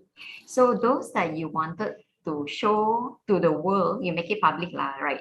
Like speaking engagement or posting related to your work and things like that. But those that, just here's what I eat today, here's what I do today. You just limit to certain people, just make it play it smart, I would say. Yeah. I want to add something to that as well, which is what Tila is saying. For us at Popcorn, which is why it's very important to be yourself, and so that you don't become, so that, because everybody has a phone, let's just put it that way. And you hear so many instances. Remember the nasi lemak bully? People actually stalked him, got his IC, and found him on LinkedIn. He no longer works for that company, but they targeted that company, and the company had to issue a statement to say that, hey, you know what? We believe in hiring blah, blah, blah people. He no longer works with us because the company was being harassed. So don't have a double persona, be yourself, kind of thing. And if you're not going to say something nice, don't put anything on social media. Sure. Go and say all these nasty things behind your back to people who understand. Sometimes we just want to let off steam. Don't do it on social media. That's what I would say. Yeah, because sometimes we think we're smart. We use social media and we talk. But actually, you're actually really bearing your soul to the world. And if you're not a nice person, if you think you're being smart, you will actually look really, really not smart. Yeah. Because your inner, I'll give you an example, the Prasarana chairman going online doing a press conference, which is not in the SOP for a chairman to do a press conference. It clearly shows that, hey, I want to get attention and I can write on this to blah, blah, blah. So it showcased how selfish he was and and it backfired him. So be clear on your intention. That is a major part of what we do at Popcorn. Again, the mindset. Yeah, that sort of thing. Yeah. Awesome. Thanks so much, Nina. All right. On that, I'm just going to mention that, you can actually go back on your personal accounts and either change the privacy settings. If you're using something like Twitter or LinkedIn, you can actually just type keywords into the search box, and then you kind of can put the settings to your own tweets or your own content. So it will come up and you can delete it based on the topics. So if you've ever cursed on social media, you can actually just type back your curse words and delete it after. So obviously that's one way of trying to eliminate. If you can't delete the whole account, then you can just eliminate, the bad things and leave the good things out there for display. Having said that, I do want to say, because my version is more, because we learn from a lot of influencers, YouTubers and whatnot, and we ourselves look at all content from YouTubers. So which is why know yourself, like my brand is I curse, so I'm fine kind of thing, and put out things that you're not going to be embarrassed of 10, 20 years down the road. If it is, just tell people that, hey, yeah, I was in a bad place. I was not a nice person. And through this, I learn and I grow. And people are you'll be surprised, people are actually very kind. Yeah. That's a good point. I'm learning a lot from this, and I wouldn't be surprised if after this, my LinkedIn profile actually looks really different, and like my Twitter posts have all been scrubbed clean. Actually, there's something else you want to think of, like Amin, the other co-founder of Popcorn. He used to use, we call him the keyboard jihadist. He used to use Facebook as a platform for him to bitch and curse about people. And then when he started doing this on LinkedIn, he had this separate identity where he was bitching on Facebook, and then he was like halal and angelic on LinkedIn. And then after a while is doing this, we're like, oh God, now I know I cannot do this anymore. And here's another thing, which is why mindset is so important. When you're in that frame of where you're, doing that, you're attracting more shit coming your way, because what your mind thinks you attract. So at Popcorn, we're like, be careful what you say, be careful what you think for, because you're going to attract it coming to you kind of thing. So that's one of the things we focus on as well. So yes, manifestation is one. Yeah, manifestation. All right. So I think on that note, since we're talking about scrubbing your old Twitter accounts and Facebook accounts, let's hear from Yasmin, who has prepared for us a few tips and tricks on how to use Twitter for your own personal branding and networking and community building. Sure. Let me just go on to my presentation. Can you see it? Yes, we can see it. All right, that's great. Okay. Hi, everyone. Really happy to share with you all about personal branding through Twitter. So I'm sure that a lot of you are wondering, how can you actually brand yourselves through an app that only allows you to share, 280 characters at a time, right? As well as pictures and videos. So you can actually do it. And I've actually managed to successfully do it over the past few years as well. So this is my personal Twitter profile. And I joined a long time ago, back in 2012. But I've only become really active, I think, about a few years after that. And my personal follower count is now over 11,000, which isn't a lot when you think about the number of people who are on Twitter on a daily basis. But the aim of personal branding is not to get as many people to follow you as much as possible, right? It's actually to network with specific people who can actually help your employability journey or help your personal growth and development later on. So don't be too worried if you don't have a big follower count. What's important is connecting with the right people. So I'm really sad I'm not verified. Maybe in the future you'll see, that blue tick next to my name. But don't worry about it, because at the end of the day, what you want to do is build meaningful relationships and your own community through Twitter. So why do I like to use Twitter? I use other platforms as well. But why I like to use Twitter is because it has a really active user base, right? So about 2.4 million Malaysians use it on a daily basis, especially now with so much information out there. You kind of just want the sound bites, right? You want the nuggets. You don't really want to read too long articles. So it's really good just go on Twitter to get those updates.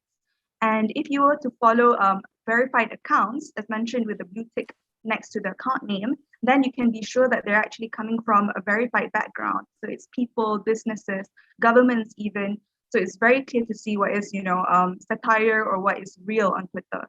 And of course, the one-on-one connections that you can get through LinkedIn, you can also get it from Twitter. I've also managed to grow a personal initiative account. So I have another account which I've changed from Youth Malaysia, which was 5 years ago. I kind of rebranded it once I focused my initiative onto employability. So now I have about 17,000 over on that account. Okay, so enough about me. So what kind of account suits you if you want to use Twitter for your personal branding? I think a lot of us might have personal accounts. You share a lot of things on there, you curse or you rant, that's absolutely fine. And I find that using a personal account is really useful if you want to establish yourself in a field as an advocate. If you're passionate about environment or women's rights, it's a perfectly fine account to have, and you can share all sorts of things in your personal life as well, because that is your whole image. But at the same time, if you want to come across as a person who is professional, a person who wants to improve their employability, then I would recommend for you to create a professional account to make specifically professional connections and to establish yourself as an industry player. So this can actually make an impression on recruiters as well, because recruiters also use Twitter for their personal use, right? So you need to hit two targets, either on LinkedIn or on Twitter. Or you can actually have a hybrid account. So what I do, and I think it really works for me, is I have my personal account. So I share all things on there. I share about my cat, about my husband, etc. But at the same time, I make sure that I use it for professional connections as well. I tag the right people whenever I want to share a job opportunity or a really good employability opportunity for graduates and students. So I use both, I use Twitter for both reasons. But at the same time, I always have to be careful as well. There's risks involved because obviously, katakan at 2 o'clock in the afternoon, you're really sleepy after your lunch, and then you go on Twitter and you write all sorts of things until 5 o'clock. And then your boss, who also follows you, is like, wait, what is she doing during working time, talking about all sorts of things? So you do have to keep that in mind. So I find that if you lock your personal account and you have your professional account, then you can just show that good side of you to your boss, right? Okay, so how can you actually build a brand to Twitter? So I've identified these 6 things, and we'll go into them a little bit further after this. But I think it's really important to just start, right? Like so many people have said today, just do it. And then you kind of have to keep consistent in order to build your own brand. So it just begins with one action. Okay, so the first thing you have to do is you have to identify what's unique to you, because obviously everybody has their own passions and own interests. And you need to identify the top 3, I would say, things that you want to highlight to others. So for me personally, I'm really passionate about gender equality. I'm also really passionate about the network that I have, which is One Step Closer. So I tweet about this all the time. But at the same time, I love cats. So if you look at my profile, you can definitely see a lot of cat content as well. So yes, you just identify the top 3 things that you want to be known for. And then once you have that, you can update your Twitter profile. So here I've included an example. So it's very clear for you to see from Datuk Lee Chong Wei's profile account who he is, right? He has a clear picture that shows what he does. He has a background picture that also shows, his love for the rakyat, for the people. So it gives a really nice image to him. And if you notice, he doesn't even put Datuk in his name. So he's very humble. So quickly you can see all these traits coming up when you just look at his personal Twitter profile. And of course, he also linked it to his Facebook account, which I think is one of the main ways he interacts with people and shares information. And you have your Twitter bio there. So write down exactly who you are. And you can also, link all your professional platforms if you like. So you can put the other account names in your bio. Okay, once you've done that, you must share regular content of value. And don't worry, this doesn't have to be boring. It can be anything you like, as long as it adds value to others. So personally, I like to share from a very, observation point of view. So I observe things and then I share, and then I kind of make recommendations in my thread. So when people read the first thread, right, the first tweet, they're kind of invested in the story already. So they scroll down to read the whole thing. And there are others out there who also utilize Twitter for professional use. So if you are a graduate, you can also follow Nick Akmal, who shares a lot about resume building and skills. for young people. And that is what he's known for on Twitter. He might not be known for it on TikTok, or he might, I don't really know, I don't follow him on TikTok, but he's known on Twitter for this use. Or at the same time, if you have stories about anything else that you're passionate about games or skincare, please feel free to do that, because you just want to establish yourself and have, and kind of build your skills in writing. That's another important skill to have. Okay, so after that, you need to follow and interact with thought leaders. So these are some of the very active thought leaders in Malaysia. You might have seen them on Twitter already. But I'm going to share a personal story, which I'm really happy for, because I admired Dr. Amalina for the longest time. She's also the reason why my mom's like, oh, she can get 17 A's in SPM, you can get 17 A's in SPM, which I did not. But I've known her for so long. So when I grew up and I joined Twitter, I realized she was on Twitter, and I kept on engaging with her, really random things, highlighting to her, I really admired your talk from this event. I tweeted her after all her talks and say, she's an inspiration, etc. And I actually had an opportunity at my workplace to invite a speaker to one of our events. So what I did was I approached her via Twitter, and she said, yes, of course, she'd be happy to join. So I managed to secure her and get to talk with her on a one-on-one basis, just because I was on this Twitter platform and she's also a user, right? So I didn't need to, find her personal assistant or go on other platforms, because once you tweet a person, they can actually get the notification as well. And now she follows me, which I'm really happy about. So yes, the more you engage with thought leaders, the more you comment on their posts or retweet, and tag them in anything that you find that they might be interested in, that gives a higher reach to you. Because if they were to share all your personal sharings, if they were to retweet it, then you immediately get onto their follower base, which can be in the millions. So I can also share another story about YB Khairi Jamaluddin, who I've had the pleasure of working with before. But his special officer was actually a staunch critic of him. She reminds me of Nina as well, because she always talks about things that Malaysia needs to improve on, right? So she was a critic on Twitter, but she managed to capture his attention because she kept on giving him solutions to the issues. So he actually called her up one day, DM'd her and said, hey, I want to have talk with you. I want to make you a special officer. So that's how she was able to utilize Twitter to get a job opportunity. So yes, this is an incredibly important step to do. Okay, another thing you can do is join Twitter Spaces, which is similar to Clubhouse, obviously. But why you need to utilize this particular method of engaging with people is because when you're just starting out, you might not have invitations to give talks at different events. But what you can do is you can build your own network and community through Twitter Spaces, because the more active you are on it, automatically people who join from all across Malaysia will be able to hear, your words of wisdom and what you are particularly interested about, and then they'll follow you because of this.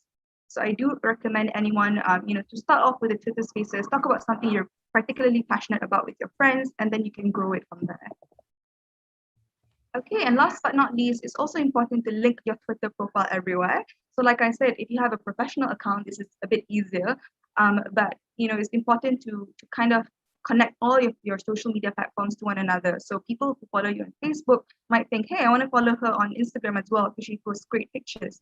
And once they get on your Instagram page, they realize, okay, there's a link to Twitter. So they automatically go there as well. So please don't forget to do this. Hey, one positive of Twitter is sometimes your tweets can get you, into news articles and really positive things. So I'm really happy that my tweets has managed to attract some of the reporters' attention, who approached me via Twitter and said, hey, can we do a feature on you? But there's also the risks. A lot of my tweets sometimes get into very scandalous news sites, with really scandalous titles, which is quite scary, because obviously I didn't give approval to some of these sites to do it, but they still did it anyways. So do be careful of the risks associated with using Twitter. I like to mention on the I'm no politician called racist part, I was actually featured in it, but I did not call him racist.